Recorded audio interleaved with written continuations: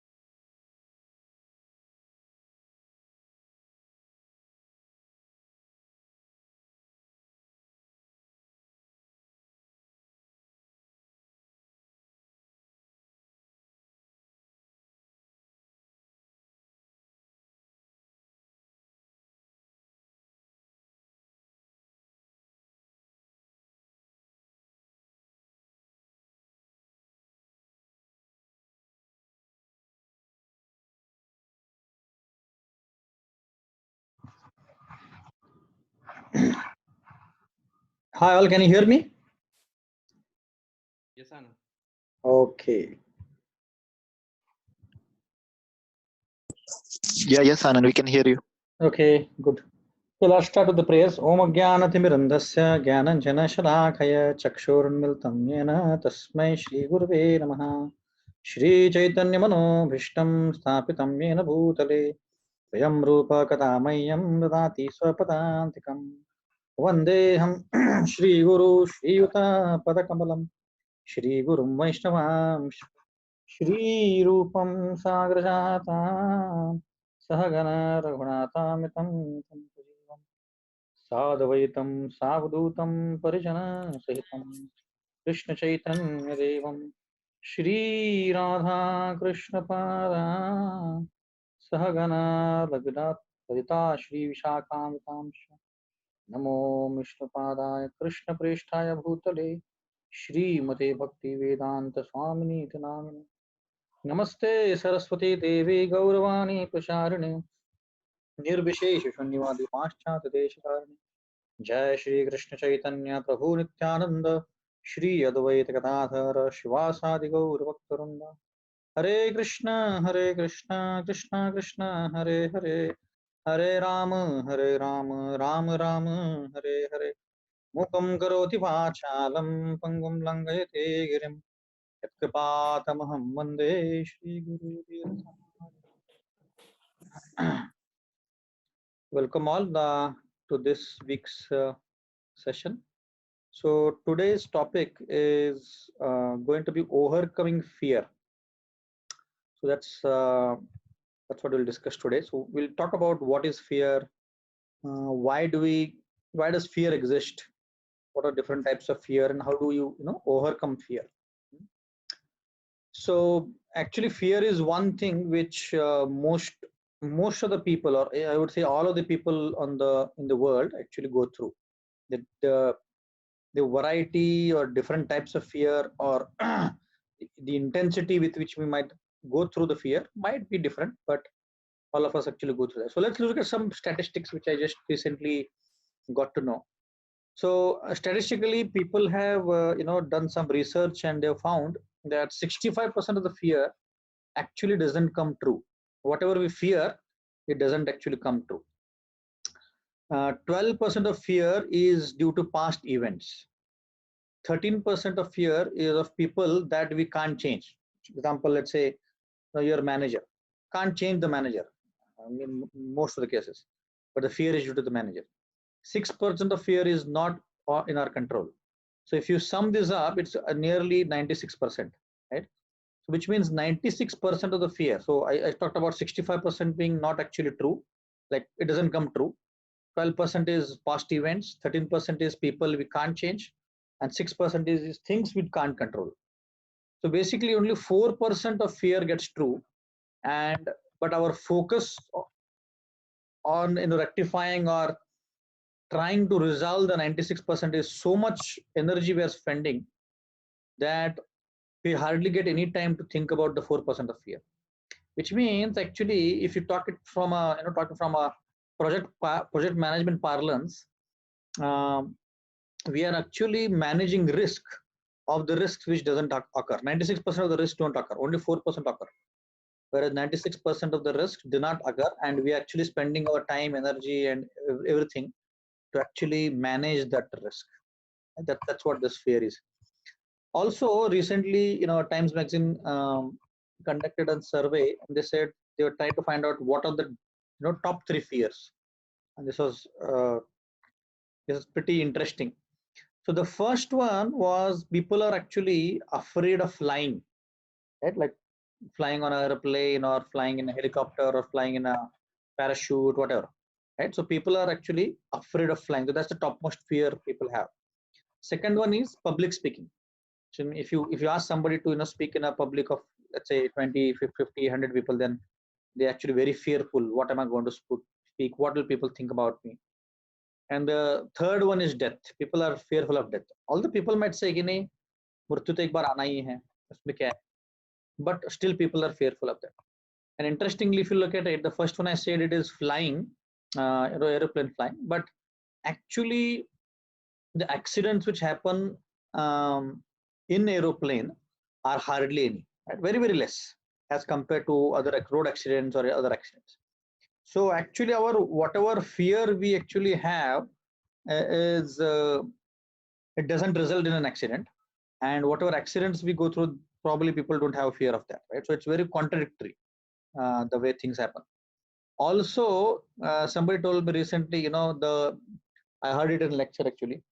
Although like on an airport, if you go, airports has got certain sections called as terminal, right? Terminal 1, terminal 2 kind of thing, especially bigger airports. And terminal is a word which is actually used in a negative connotation. If you look at it, like if somebody is dying, then they say he's going through terminal illness or he's terminated. So that word is very negative connotation in that parlance, which is also interesting to understand. And the number one fear in Mumbai is people are fearful of losing their mobile. That's the recent one, right? Very, very recent. And after that, the fear of losing job also. So these are some of the kind of fear we go through in our lives. And I'm talking about very, very gross fears at this point of time.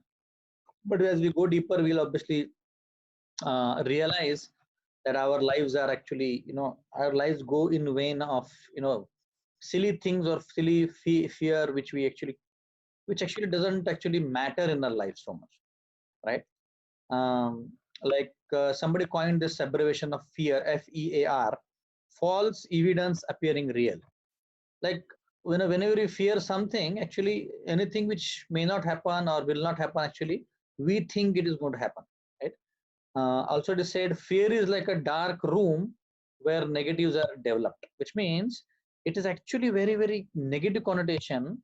And people go deeper and deeper into the negatives, which may or may not happen in their lives, right? So that's why fear is a expression, emotion, which actually uh, it is on the top of the mind of many people, right? Like every time you go in a car, you go in a bus, you go in a aeroplane, there is a fear that maybe there would be an accident.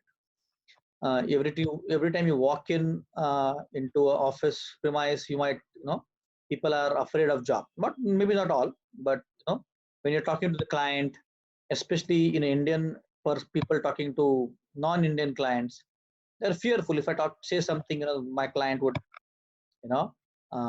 do something which will hamper my job, right? Like that.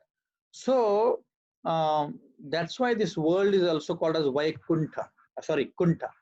Vaikuntha is a spiritual planet, and this place is called Kunta because this place is full of fear, anxiety, and so many negatives. That's why this place is also called as Kunta, and that's why uh, we that's one of the reasons why we go through the fear also, because the world is full of that, right? Everywhere you go, people who have got money, they are fearful they'll lose it. People who don't have money, they are fearful of many things in their life because they're not able to buy things. They're fearful whether they'll get food or not. They're fearful whether I'll be able to sustain or not. They're fearful whether I'll be able to enjoy my life properly or not. So everywhere you see, there is always a negative emotions and expressions of fear, right? And like uh, like in the Bhagavatam, there are two examples. There is one king called as Anga, and he had a very, very demonic son, who Vena, who was so demonic that from his birth he would start from the point he was born, he started killing people around him, small children and so many people, right? So Anga was thinking, oh, if it would have been good if I didn't have a child. This is what he's lamenting. He's fearful and he's lamenting, why did I have a child? And on the other hand, there's another king called Chitraketu, who later went on to become Vritrasur. He had, many wives. It is said in the Shastras, actually Bhagavatam says that he had 1 crore wives. Now you might say, how is it possible? But this is the story not of Kali Yuga, earlier Yugas, and it was possible to have many wives because he did not have any son.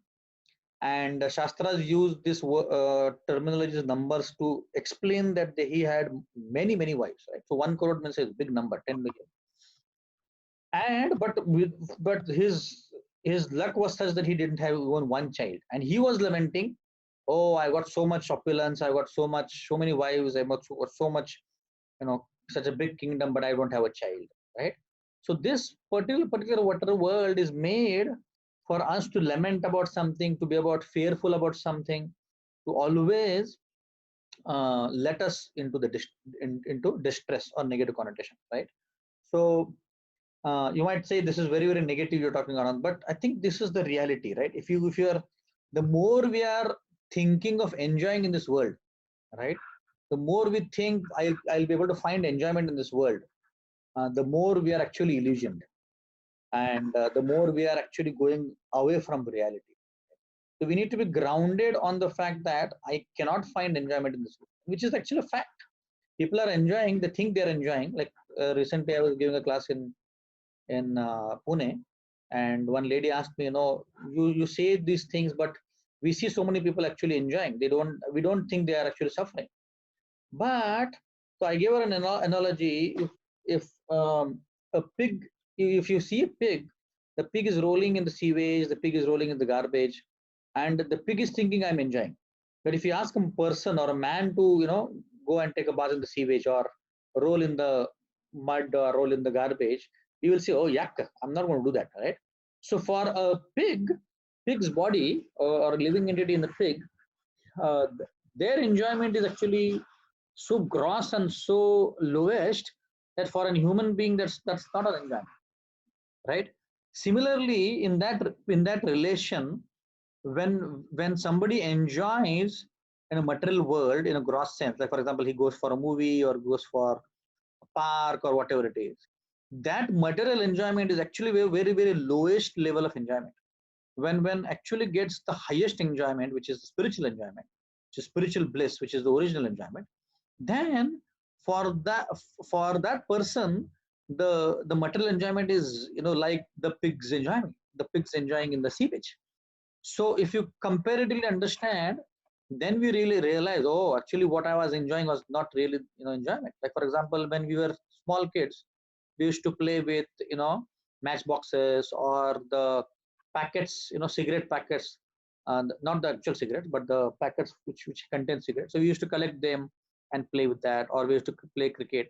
Now we used to, find enjoyment in those things. But if you ask me now, will I do the same thing? Obviously not, because I've now realized that there is higher purpose, involved in life. There is much better enjoyment which is there, rather than just doing those things.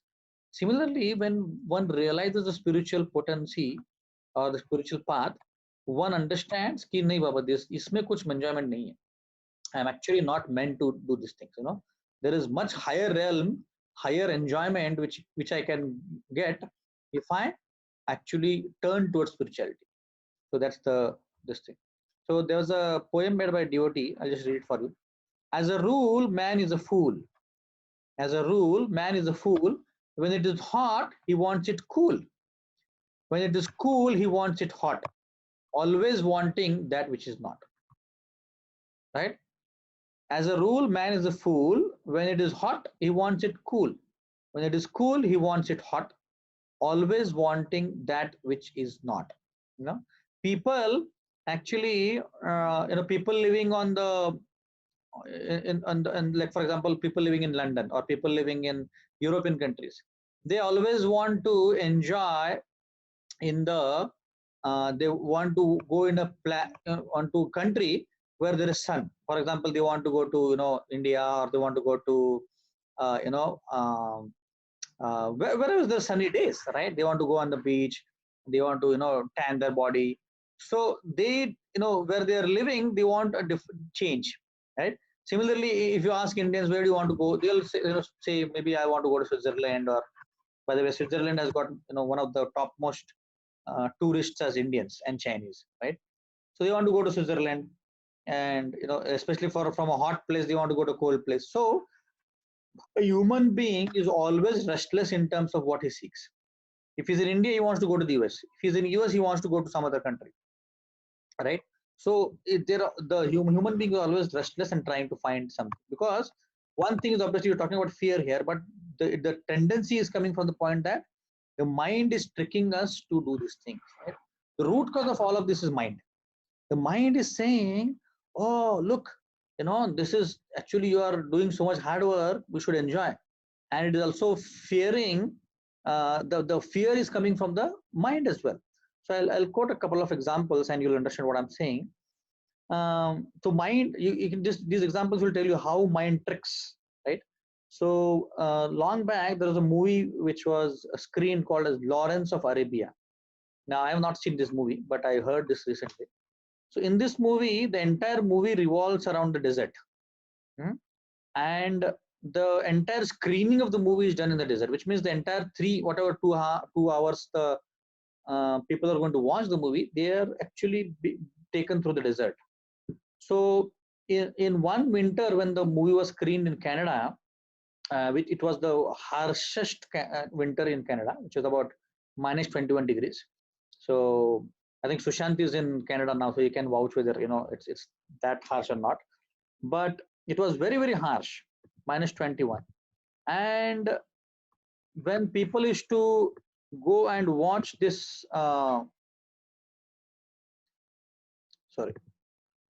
people used to go and watch this movie, what they realized was the sale of ice creams in those movie theaters increased, nearly doubled. And in those 2 months, whenever the movie was screened, as compared to the other winter times and as compared to other times, the number of ice cream sales increased a lot. Now, what has that to do with the movie? So the concept was that when people went to watch that movie, which was full about everything about desert, the mind, because they were so much engrossed in the movie, during the breaks when people came out of the movie out of the screen theater, wherever they sell those things like ice creams and so many things. This is basically during the break before they came out of the actual theater, right? Just within the theater, they actually were going through an emotions or experience that they are actually in a desert. So the mind was actually taking them through an experience which was giving an experience that they are actually going through a desert, and that's why they were thinking, oh, I should eat ice creams now, right? Although it was winter time, minus 21 degrees, but still people are thinking I need to eat ice cream, because the mind is actually giving them an impression that, oh, actually I am going through a desert, and actually they are doing what? They're actually watching a movie, right? So this actually goes on to show how much the mind actually has impact on ourselves, right? When although the surroundings may not be like that, the mind can play tricks with us, and it can actually compel us to do things which normally people would not do, right? Like the famous example is given of Bilva Mangala Thakur. The Bilva Mangala Thakur, he was a great saint, but this is before he became a great saint. He had an affair with a prostitute, and he used to go from his house to about 5-10 kilometers away from the house, and he had to cross a river, and then the house of Chintamani was just there, right? So, okay, I think Smithal is waiting for just yeah.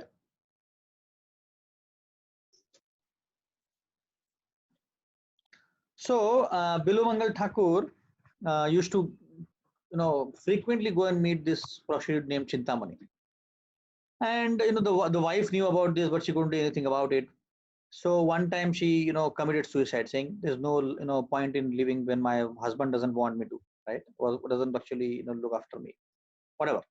And she committed suicide, and that day was a very, very stormy day. It was raining like cats and dogs, the river was flooding heavily, and it was very winds were blowing like very, very big storm.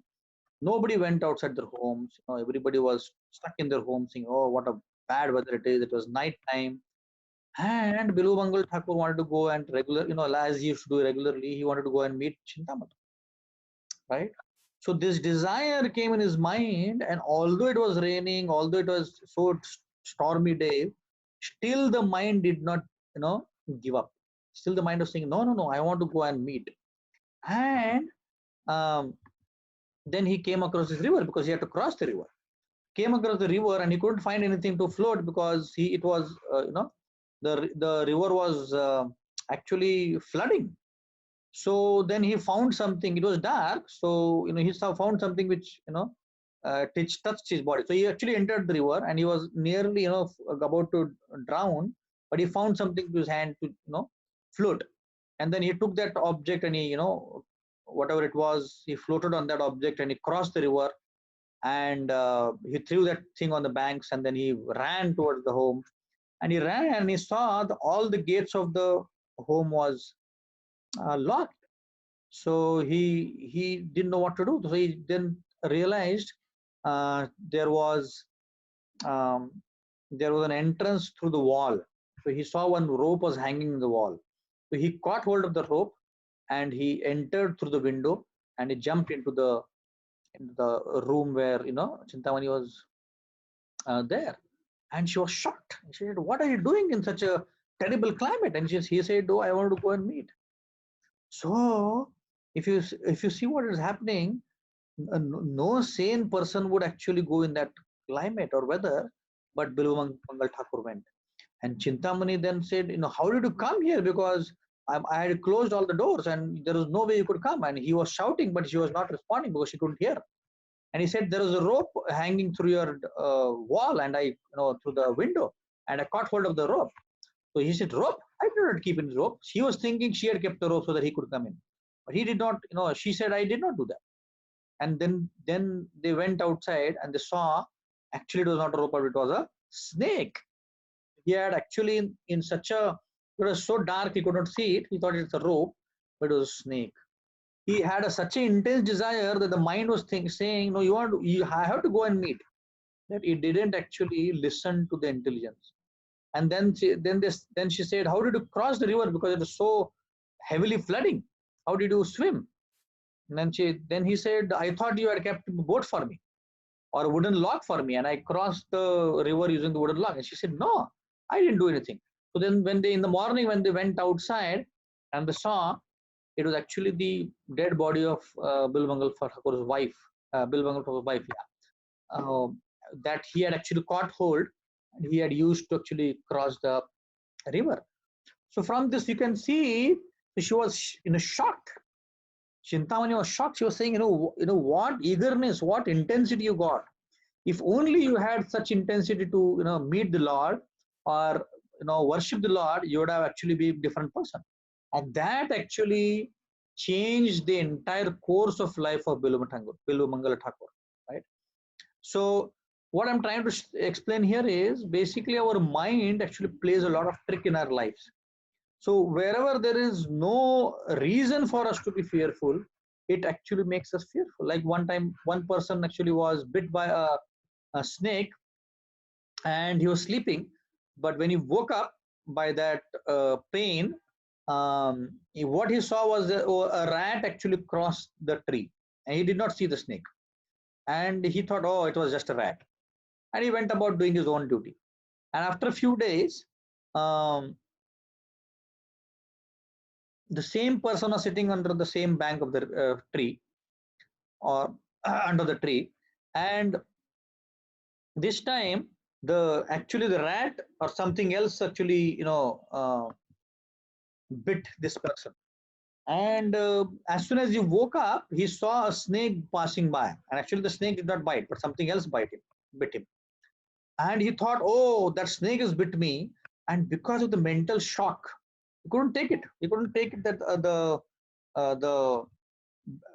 the snake has bitten me, and he actually died just because of the shock. This is what actually our mind does to you. There is no actually fear. Like you are going on a dark street, no lights are there. It is in, let's say, 9 o'clock or 10 o'clock in the night. Actually, there is nothing to be fearful about. But what are we thinking? "Oh, somebody will come. Somebody will steal me. Somebody will attack me. I don't know what will come. Will there be a snake? Will there be a tiger or whatever it is?" Right? It depends upon what fear, right? Sometimes I used to get dreams of tiger attacking me or whatever it is. So like that, everybody's mind is actually playing tricks, and these all are the samskaras we are carrying from our last lives. Whatever things we have done in the last lives, these samskaras are being carried forward, right? That's what these what do you call, people actually go through something called as, I forgot the term now, phobia. Phobia is nothing but fear of something unknown, right? Like they say, people have hydrophobia, which is basically people are fearful of water. People are fearful of fire. People are fearful of crowd. People are fearful of heights. People are fearful of flying. So many fear because there's nothing actually. The mind is tricking them, saying, "Oh, if you go in a crowd, you will be um, you will actually go through a very bad experience, or if you fly, you might be killed." Like that, the mind is tricking the people. The mind is tricking us to be fearful of something which we actually are. There's nothing to be fearful about. Like one time, one of the friends of one of the sannyasis called Sachidanand Maharaj in Germany, he was telling the story that his friend used to work for a train company, and his job was to go into the uh, bogie, uh, which had all vegetables and all the eatables kept in a fridge. So the entire bogie was AC, which was basically to maintain the temperature of the vegetables, right? His job was when the train was stationary and it was about to go the next day. Early night, the night before, he used to go and check if everything is there. So one such day, he actually went and checked in. He was checking all the things, and by mistake, somebody from outside closed the door. It was 8 o'clock in the night, and he didn't realize. Neither did the person realize outside. Neither the this guy realized. And when he was finished with the job, he tried to open the door, but nobody opened the door. And because it was an AC thing, he couldn't open it from inside. Nobody could hear him. So he was screaming, shouting, he'd made a lot of noise. And because this fellow was actually from this department, he knew the technicalities of this bogie, which means he knew that if somebody gets stuck in this bogie for 7 hours, and because it was an AC bogie, no ventilation, like it was not kind of an AC train bogie, but it was a compartment, right? No air conditioning in that sense. AC was only to maintain like a fridge. It was like a fridge, right? A big fridge in the train. So he understood, he knew in his mind that if I actually get stuck in this place for more than 7 hours, I'm going to die, right? So the next morning, somebody came and opened the door. It was routine, right? Um, so then what they found was this person was dead, right? Now, what was surprising was obviously it was more than 7 hours, but what was surprising was that the electricity in that area had been, it was there was no electricity in that area, and which means the electricity in the train bogie was also not there, which means the AC was not, the temperature was not that cool. So the mind was thinking of the person was thinking in his mind, oh, it is so cold, it is like a fridge. If I stay here for more than 7 hours, I'm going to die. Right? If this thought wouldn't have come to his mind, he probably would have not have been killed. Okay? The point I'm trying to drive is most of the fears are in the mind. It is actually not true. 96%, as I gave the statistics, 96% of fear is irrational. There is no rational behind that, right? We just think about it, we brood about it, and then we think, oh, this thing is going to actually create a lot of problem. I'm very fearful this will happen. I'm very fearful that will happen, right? It's all in the mind, nothing else, right? So why does fear exist is what we'll focus on now. The primary three reasons. One is, if all of us are actually so imbibed or so engrossed in the bodily consciousness that it actually the fear comes out of that. Right? That's the first reason. Second reason is because there is a gap between expectations and reality. We expect something and the reality is something else. That is also there. The fear is because of that. And the third is because of time factor. Time factor actually plays a big role in terms of um, fear, right? And so let's go through this one by one. Bodily conscious means we are actually more bothered about our body than ourself. When I say ourself, it's the soul, right? We are thinking, oh, I am this body, I need to take care of this body. If I'm not healthy, this will happen. 99% of the diseases are in the mind, right? For example, uh, I'll give my personal example. When I actually decide that I want to wake up early in the morning and go for Mangalarati, which is at 4:30 in the morning, right? Then in a stretch, I could go for 3 weeks, 4 weeks without interval. Right? I just sleep 6.5 hours or 7 hours, right? And that is okay with my body. But suddenly, let's say if I'm tired or if I think too much about my body, right? If my consciousness is not proper, my mind starts, playing tricks. The mind says, oh, you know what? You're not taken rest. If you don't take a rest, the next day it will be very, very difficult for you to go in office. So you should not wake up at 4 o'clock, right? That's what the mind tricks. And the thoughts which go in your mind when you go to bed is what happens in the morning. If your mind says, कल सुबह नहीं उठना है क्योंकि तुम जल्दी उठोगे, it will be not good for you. As soon as you think, you will not be able to wake up in the morning. But if your mind says कुछ नहीं होगा, 6 घंटा 7 घंटा नींद काफी है, as soon as you say that, you are healthy, nothing happens to you. So all the ailments in the body mainly because of mind. The more you think about the body, saying, oh, मुझे ये हो जाएगा, मुझे ये वो हो जाएगा, सर्दी हो जाएगी, खांसी हो जाएगी, all the more your body, actually it has an effect on the body, which means you will become all the more unhealthy, right? Now, that is one of the reasons why people go through these fears, because there's so much bodily conscious. मेरे body को क्या होगा, मुझे मेरा क्या होने वाला है? Somebody tries to do something to you, and people are fearful. मुझे क्या हो जाएगा? That is because as humans, we are actually supposed to be at a higher consciousness than the animals, which we discussed before. The animals and humans have two common things, like I have talked about this, Mahabharata slok. Ahara nidra bhayamayathunam cha samane tat pashubhi narana dharmo hitesham adhiko vishesho dharme nahina pashubhi narana. This look is saying ahara nidra bhayamayathunam, eating, mating, sleeping, defending. Eating, sleeping, mating, defending. 4 things are common between animals and humans. If as humans we don't practice spirituality, then we are as good as two-legged sophisticated animals. For animals, for these, they do these 4 things, but they are not miserable about it. You don't have to work hard. But for us, we are working like as Monday to Friday, 9 hours, 10 hours a day. And what do? We do these 4 things. We eat, we sleep, we mate, defend. That's all. There's nothing else. But if you look at the animals, nobody's working other than the ass. Nobody's actually working unless the humans are asking them to, right? But they are getting all these 4 things. In fact, they are actually much more relaxed than the human beings. You never see animals actually taking sleeping pills, but humans do, right? Animals are not stressed about because of their food or sleeping or mating or defending, but humans are, right? In fact, for humans, these 4 things are easily available, right?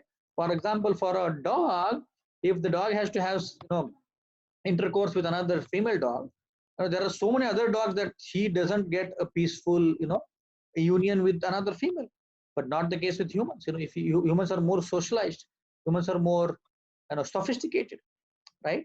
So like that, if you look at it, humans are not supposed to behave like animals. As soon as the humans start behaving animals, our consciousness goes down to the animal level, right? The more we focus on these 4 things, eating, sleeping, mating, defending, the more we become miserable. The more miseries come into our life, the more fearful we become about life. The less we think about this and more we think about spirituality, Krishna, and all higher realm things, the less miserable and fearful you'll be, and more you'll be more enjoyable. You'll be more blissful.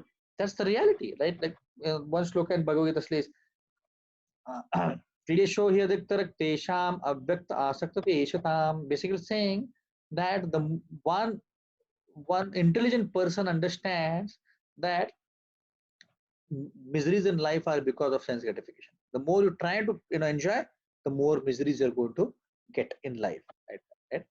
So now also, if you look at it, animal species is only species where they do not have fear from their own species, but in humans they have, which means for one human being, another human being will be a enemy, like that. So primarily, first reason is bodily conscious. The more we are bodily conscious, the more we are thinking about the body, the more fear we'll have. Second is gap between expectations and reality. Any expectation we have with anybody, anything in life, right? There is always going to be difference between the reality and the expectation. The more we are hooked on to reality, the more we are grounded, the more we think, less about enjoyment and less from material life, the less fear we have.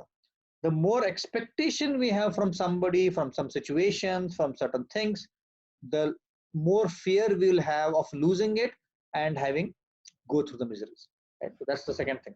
And third is time factor. Time factor is always going to bring misery and bring fear. What is the fear? Time is actually deteriorating everything in the material world. As I mentioned before, as we are growing old, our body is deteriorating. Right? Everything around us is deteriorating as we go in life.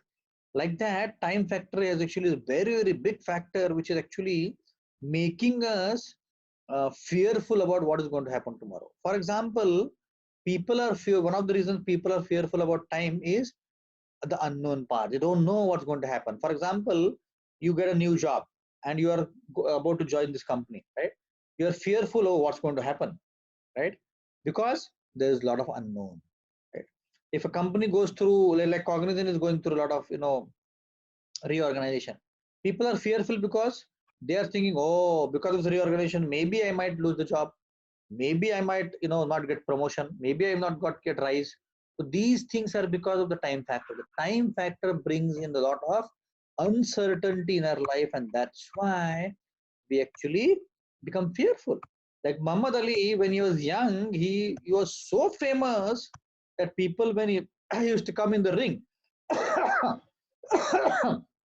boxing ring, people used to, sing songs for him. Oh, you're the most powerful, you're superhuman, this, that. But after 30 years, when he was recently, he died because of Parkinson.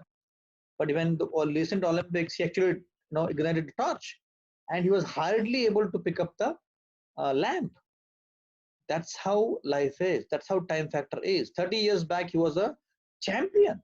He was actually able to play boxing in such a way that the opponent would be grounded in a minute. He was so fearful, or he was so feared. But now after 30 years, he was fearful of everything around him. Like Margaret Thatcher, she was one of the first prime minister of UK. She was considered as the Iron Lady. She was, she used to give such a fantastic speech. People would hear her speech. People would actually, get inspired from her, and she would actually rule the kingdom in a nice way. But recently, she was interviewed. She's 83 and she's become mad. She doesn't know what she's doing, right? So time factor actually grounds us. Time factor actually makes us humble and actually creates a fear in our mind. So fear exists because of bodily consciousness, gap between expectations, reality, and time factor. So now the question is, what should we do? If all these things happen, what are we supposed to do? Because if it's not good just knowing, that, oh yeah, this fear exists because of this and that, right? What is the solution? Let's talk about the solution. I'm going to recite a few slokas. They are on, I've shared the screen as well in case you want to read. आपन्न संस्कृतिं घोरां यन्नाम विवशो घृणं ततः शद्यो विमुच्येत यद् बिभेति स्वयं भयम्. This is Bhagavatam 1.1.14. What is it saying? Living beings were entangled in the complicated mesh of birth and death can be freed immediately by even unconsciously chanting the holy name of Lord Krishna, which is feared by fear personified. Yad bibheti swayam bhayam. So, just by chanting the Krishna's name, right, you come out of the life cycle of birth and death, and you'll be freed from the fear. That's what it is saying. Right? Let's go to the next sloka, 2.1.11. So these slokas actually prove that we actually don't have to be fearful of this material life. We just take shelter of Krishna, and that will make us free from this thing. Right?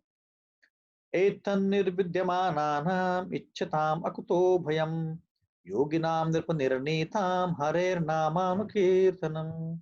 O King, constant chanting of the holy name of the Lord after the way of the great authorities is the doubtless and fearless way of success for all, including those who are free from all material desires, who are desirous of all material enjoyment, and also those who are satisfied by the dint of knowledge, transcendental knowledge.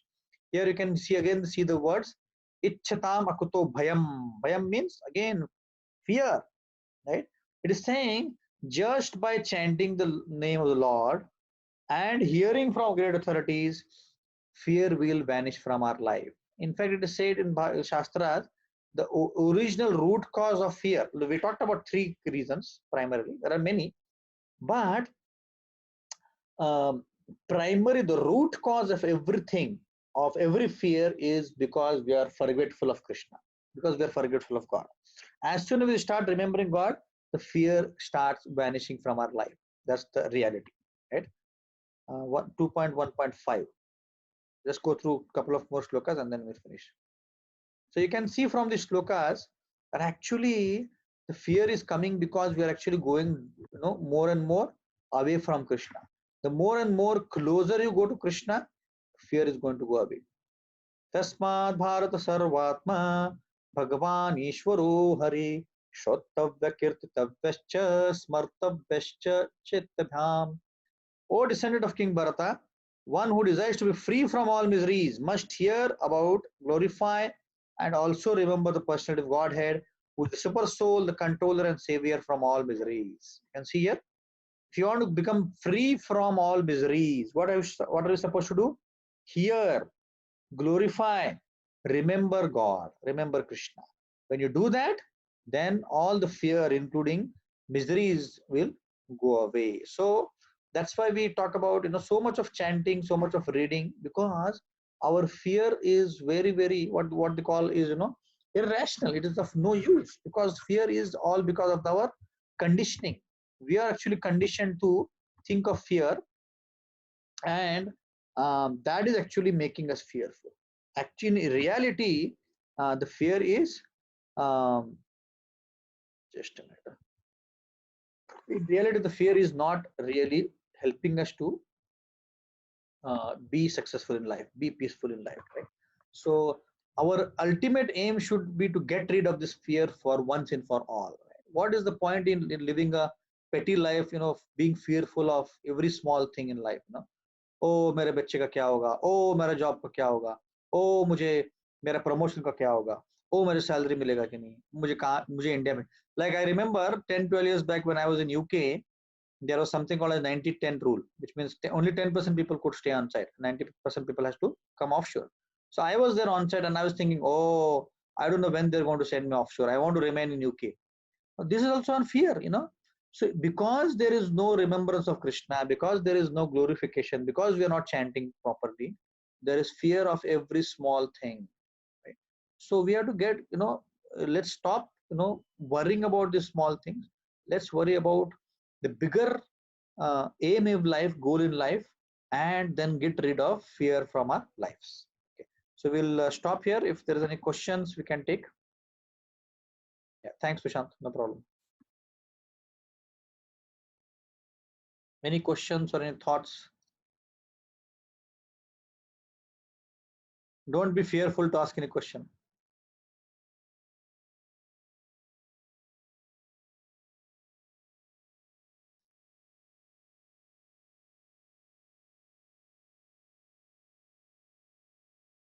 Okay. So can you please share this video regarding last time video? Why bad things happen with good people? That video. Yeah. So Is that recorded? I'll do it immediately. I think I forgot last time and I missed it. Yes, bro, I'll do that. So I'll just upload this one and the last one as well, and let's share it. Okay, Prabhu. Thank you. Haripal. But what is important to remember is what we discussed was, it is not important to understand what great people, why good things happen to bad people. What is important to understand is what great people do when bad things happen to them. So please listen to that with that context. Okay, Prabhu. Okay. Okay, thank you so much. Thanks for your time.